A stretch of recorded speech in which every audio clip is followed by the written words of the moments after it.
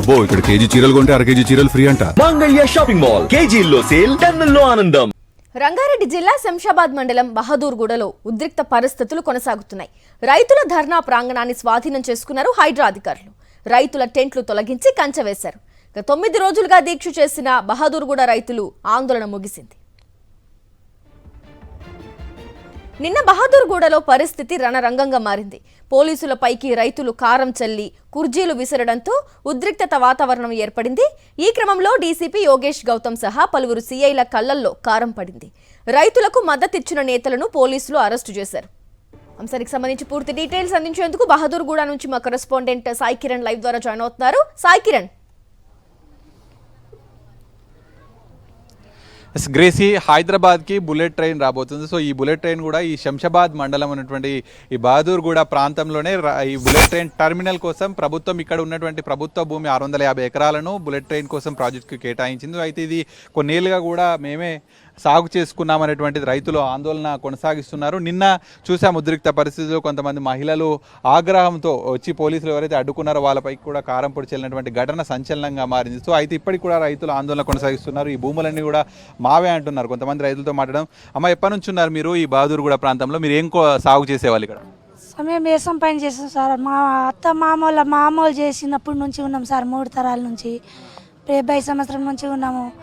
అప్పటి నుంచి మేము వ్యవసాయమే చేసుకొని బతుకుతాం సార్. మేము గులాబ్ తోట, కూరగాయలు, వడ్లు, బియ్యం, తినేనికి బియ్యము, కూరగాయలు, పూలు, అవి నిన్నటి నుంచి మాకు పూల తోట గిట్ట పోనీయలేదు సార్.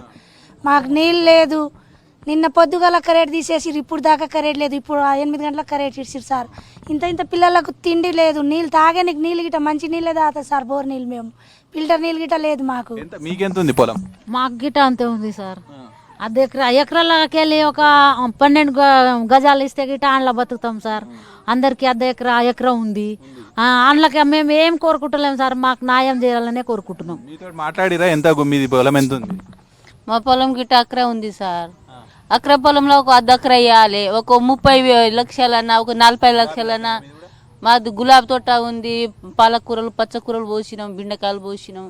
అని పంట చేనిగో ఇప్పుడు నిన్న నుంచి పోతలేమో అట్లే ముద్రి అయిపోతున్నాయి సార్. అది గులాబీ అన్నా, కూరగాయలు అన్నా. ఏం చెప్తావన్నా ఇక్కడ బహదూర్గూడ ప్రాంతం గురించి ఏం చెప్తావు? ఇక్కడ రైతులు 650 ఎకరాలు మాదే అంటున్నారు. ఒకవైపు ప్రభుత్వం ఏమో అది మాది ప్రభుత్వం అంటున్నారు. ప్రభుత్వందా మాదా మీద తర్వాత అది సెకండ్ ఆప్షన్. నీకు ప్రాజెక్టుకు భూమే కావాలనుకున్నావు. ప్రాజెక్టు భూమి కావాలన్నప్పుడు మేము రైతులతో నువ్వు చర్చించాలి. మాకు ఎమ్మెల్యే 4-5 సార్లు పిలిచిండు. పోయినాం. 500 గజాలు ఇస్తా, 500 గజాలు ఇస్తా. 500 గజాలు తీసుకొని మేము ఏం చేస్తాం? మాకు కావాల్సింది 500 కాదు, 1200 గజాలు. 1200 గజాలు ఒక 50 లక్షలు లేదా 40 లక్షల రూపాయలు మాకు ఇవి. అంటే ఎప్పటి నుంచో పొలం సాగు చేసుకున్న భూమేనా? ఎప్పటి నుంచి? దాదాపు 70 నుంచి 80 సంవత్సరాల నుంచి. దాదాపు ఇప్పుడు మా నాయన, మా తాత, నేను, మళ్ళీ మా పిల్లలు కూడా పెళ్లికి వచ్చారు. అంతా మొత్తం గులాబీ తోటలు కానీ, వర్షేరు కానీ ప్రతి ఒక్క పంట వేసినాం మేము. ఇప్పుడు బాదురుగూడలనే నంబర్ 1 గులాబీ తోటలలో నంబర్ 1 బాదురుగూడ. ప్రతి దానికి ఇప్పుడు మా గుడిమల్కాపూర్ మార్కెట్కి మా గులాబీ పోకపోతే ఆటోమేటిక్గా రేట్ పెరిగిపోతుంది. అంత కష్టపడి ఇప్పుడు ల్యాండ్ పోలింగ్ చేయాలి. కానీ ఇప్పుడు ల్యాండ్ పోలింగ్ కానీ ఏ భూమి అయినా సరే కానీ ప్రస్తుతానికి వాళ్ళు తీసుకురు అనుకో, ప్రస్తుతానికి వాళ్ళు తీసుకుంటాను. రేపు ఫ్యూచర్ సిటీలో భూమి తీసుకురు. అక్కడ వాళ్ళకి పైసలు ఇవ్వలేదా? వాళ్ళకి అలా భూమి ఇవ్వలేదా? వాళ్ళ చెట్టుకు కానీ, ఇప్పుడు మోటార్లకు కానీ ప్రతి దానికి డబ్బులు ఇచ్చారు. ఇప్పుడు కాళేశ్వరం తీసుకున్నప్పుడు ఇవ్వలేదా? మా లక్ష్మీ తండాలని, మా బాదురుగూడల్ని, మా శంషాబాద్ మండలిని ఎందుకు ఇట్లా చేస్తారు? మాకు డబ్బులు కావాలి కదా, డబ్బులు ఇవ్వాలి కదా. సంప్రదిస్తారు కాదు వాళ్ళు. ఏదో నువ్వు చెప్పేస్తున్నా 500 ఇస్తున్నా తీసుకో, 500 ఇస్తున్నా తీసుకో అంటే ఎట్లయితుంది? అవుతుంది అట్లా. మహిళలతో కూడా మాట్లాడదాము. ఇంకా కొంతమంది మహిళలు ఉన్నారు. అమ్మ, మీది ఎన్ని ఎకరాలు? ఇక్కడ మీది ఎంత ఉంది భూమి? మాది ఎకరం ఉంటుంది సార్. ఏం చేస్తుంటారు? మేము గిట్ట గులాబీ తోట పెట్టుకున్నాం. అందరు గులాబీ తోటలే ఉన్నాయి సార్. మాకు ఏది చెప్పలేడు ఆయన. ఇన్ని తీసుకుంటా, ఇన్ని ఇస్తా అని ఒక్కరోజు మా తానికి రాలేడు, మాట్లాడలేడు, ఏం చెప్పలేడు. 500 గజాలు ఇస్తా అంటే మాకు ఏడికి సరిపోదన్నాం. ఇక అందులోనే సాగు చేసుకుంటాం. తెలందా కలుపు తీస్తాం. ఇక నైట్ పూలు తెంపుకుంటాం. ఇక పొద్దు స్నానం కలుపు తీసుకుంటూ ఉంటాం. ప్రభుత్వ భూమి అంటే మామూలు అత్తమ్మూల మామూలు చేసిర్రు. వాళ్ళ తర్వాత వీళ్ళు చేసిర్రు, వీళ్ళ తర్వాత ఏమో మేము చేస్తున్నాం, మా పిల్లలు ఇప్పుడు పెళ్లిళ్ళకి వచ్చిర్రు.